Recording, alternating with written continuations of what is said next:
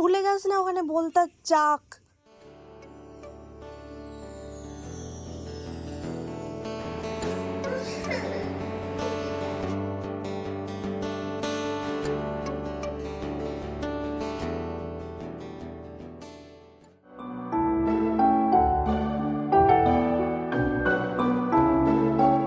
Hello বন্ধুরা, সবাইকে সুপ্রভাত জানিয়ে আজকে আবার নতুন আরেকটা ব্লগ শুরু করছি। আর আজকে অনেক সকাল থেকে ব্লগটা শুরু করছি। আমার পিছনে আলোটা দেখলে হয়তো তোমরা বুঝতে পারবে। এখন ওই ভোর 5:30 পৌনে 6টা এরকম বাজে। সত্যি কথা বলতে আগের দিন রাত্রে ভালো করে ঘুমোতেও পারিনি আজকে সকালটার কথা ভেবে, সেই জন্যই এত তাড়াতাড়ি ঘুমটাও ভেঙে গেছে। আর তার কারণটা তো তোমরা এতক্ষণ নিশ্চয়ই বুঝেই গেছো। মা হওয়ার পর আজকে প্রথম আমি আমার কাজে জয়েন করব। দেখো কত বড় ছোট কাজ সেটা আমি জানি না, কিন্তু আমার কাছে এই কাজটা মূল্যবান, কারণ আমি নিজের যোগ্যতায় এটা পেয়েছিলাম এই কাজটা। আর এতগুলো বছর পর দ্বিতীয়বার যখন আমি গিয়ে আবার যোগাযোগ করেছি, তখন কিন্তু আমার আগের অভিজ্ঞতার কারণেই আমাকে দ্বিতীয়বার আবার হায়ার করা হয়েছে। কিন্তু আজকের বিষয়টা আমার কাছে পুরোপুরি আলাদা, কারণ আমার এই ছোট্ট কোলের শিশুটাকে রেখে আমাকে অনেকক্ষণের জন্য চলে যেতে হবে। মনকে শক্ত করে হলেও আমি এটা সিদ্ধান্ত নিয়েছি যে এই জিনিসটা আমি করব। হয়তো এই কারণে আমাকে অনেকেই খারাপ ভালো অনেক কিছু বলতেই পারে, কিন্তু অনেকগুলো কারণেই আমাকে এই সিদ্ধান্তটা নিতে হয়েছে। তো সেইগুলো না হয় অন্য আরেকদিন তোমাদের সাথে আলোচনা করব। চলো আজকে তোমাদের সাথে শেয়ার করি যে আজকের দিনটা আমি কীরকম কাটালাম। তো সকাল সকাল নীলকে আমি তুলে দিয়েছিলাম, আর ও দেখলাম উঠে পড়লো। অন্যান্য দিন তো ডাকলেও ওঠে না, মানে ওর চোখই খোলে না, কিন্তু আজকে দেখলাম উঠেও পড়লো। আর ভাবলাম একটু সকাল করে উঠে ওর সাথে খানিকটা সময় কাটাই, কারণ হঠাৎ করে যদি উঠে দেখে আমি নেই, বা যদি হঠাৎ করে ওঠার সাথে সাথেই আমাকে চলে যেতে হয়, তাহলে কিন্তু ওর মনটা আরও বেশি খারাপ হয়ে যাবে। আমরা ছাদে ঘুরতে এসেছি, বলো। এবার চটটা ভিজেছে বাবা, জামাটা ছাড় আমার।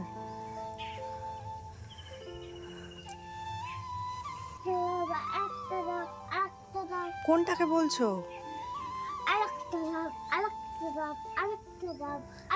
ডাব? ডাব কি বলে? কি দেখে কি বলছিস? ভুলে গেছ না ওখানে বলতে চাক। একটা কামড়ালে একেবারে জীবন বার করে দেবে। ওই যে ওই রথটার মধ্যে এই যে বলতার পুরো চাক হয়ে আছে।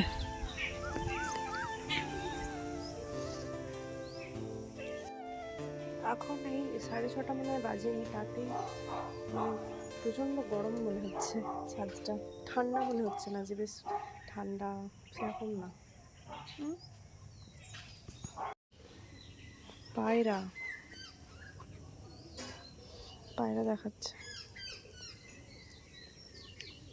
ছাদ থেকে নেমে পড়েছি, আর নীল তো আমাকে ছাড়ছেই না, পায়ে পায়ে ঘুরছে।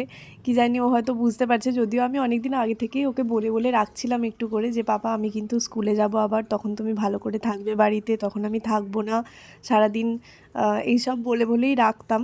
তো আজকেই যাব সেটাও বুঝতে পারছে না কি জানি না, তবে আমাকে ছাড়তেও চাইছিল না। আর ওদিকে নীলের খাবারটা মানে ডালিয়াটা করে নিয়েছি, ওকে খাইয়েও দিয়েছি। আর আমি এখানে আমার খাবারটা রেডি করছি, জল টল রেডি করছি নিয়ে যাওয়ার জন্য। আর অনেকেরই একটা প্রশ্ন যে আমি এই যে চলে যাব, তাহলে নীল কার কাছে থাকবে? কেন, নীল ওর ঠাম্মির কাছে থাকবে, বাড়িতেই থাকবে, কেন থাকবে না? আর হ্যাঁ, আমাকে ছাড়া হয়তো একটু তো কাঁদতেই পারে, কিন্তু বাড়িতে তো বাকি সবার সাথেও থাকে না ও এমনিতেই, তো সবার সাথেই থাকবে, যেমন বাড়িতে থাকে সেরকমই। আমি শুধু কয়েক ঘন্টার জন্য থাকবো না। আর এখন এই যে রেডি হয়ে নিচ্ছি, স্নান টান করে নিয়েছি, আর একা যাব না, রাতুল আমাকে দিতে যাবে।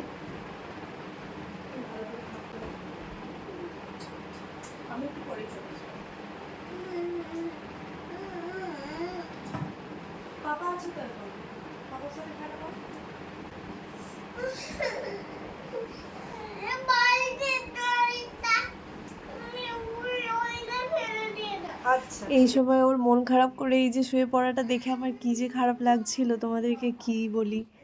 যে বেরোচ্ছিলাম আবার কাঁদতে শুরু করে দিয়েছিল।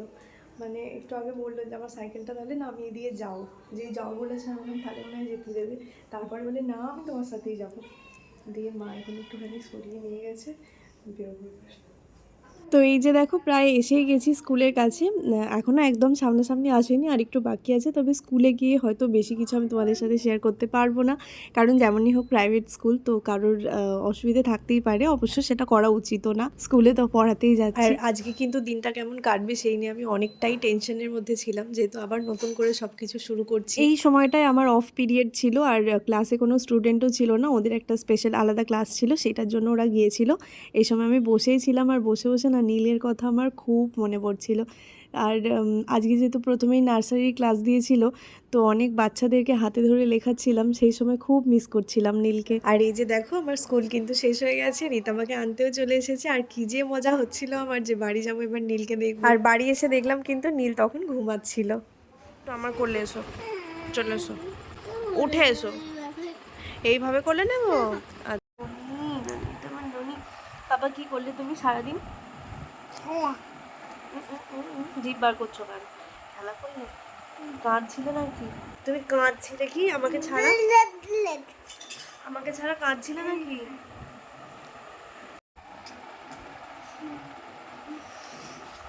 তোমার মতো কত ওখানে ছোট ছোট ছেলেমেয়েরা ছিল জানো, সবাই এই লিখছিল না, ABCD লিখছিল, 1 2 3 4 লিখছিল। জানো কি কেন? ওরা স্কুলে গিয়েছিল তো। আমার এখানটা স্কেচ পেনে করে দাগ করেছে,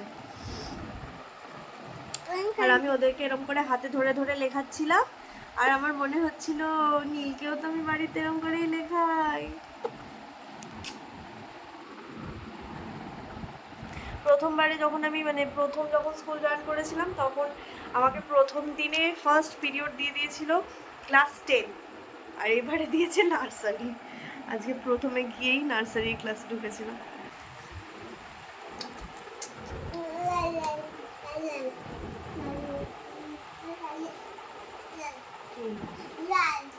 লাল লাল লাল কি?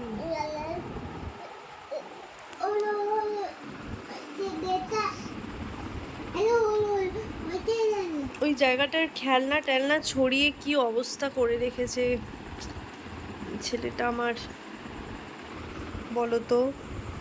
আর ওর পাপাও কম নয়, ওখানে জামা কাপড় ছড়িয়ে রেখেছে। তো স্কুলে কিন্তু দিনটা ওভারঅল ভালোই কেটেছে। আর কীরকম কাটবে সেই নিয়ে একটা ধারণা তো আমার মনে ছিলই, কীরকম কাটবে সেই নিয়ে একটা ধারণা তো মনের মধ্যে ছিলই। শুধু নীলকে একটু মিস করছিলাম, এই আর কি।